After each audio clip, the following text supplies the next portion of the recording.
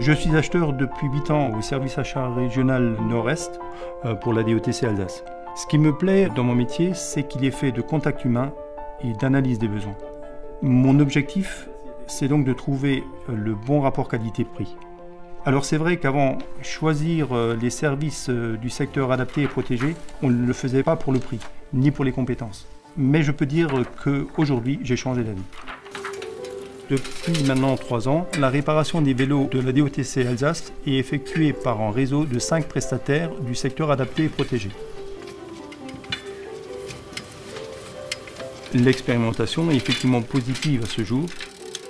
J'ai découvert un milieu où il y avait de la compétence, une écoute, une volonté de bien faire. Au niveau de la logistique, les vélos sont amenés et récupérés directement par le prestataire. Donc effectivement, on n'a plus cette perte de temps et le facteur n'est plus obligé de chercher et de ramener le vélo. Globalement, on a réussi à réduire les coûts de maintenance. Et ça, c'est sans compter sur l'économie des 30% que la Poste réalise sur la contribution au fonds d'insertion pour les personnes handicapées.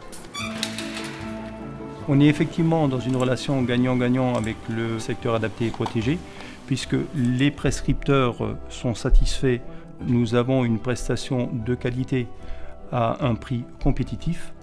En ce qui concerne les entreprises du secteur adapté et protégé, ils ont su se mettre sur un secteur, par exemple les Vélib et ce genre de marché qui s'ouvre.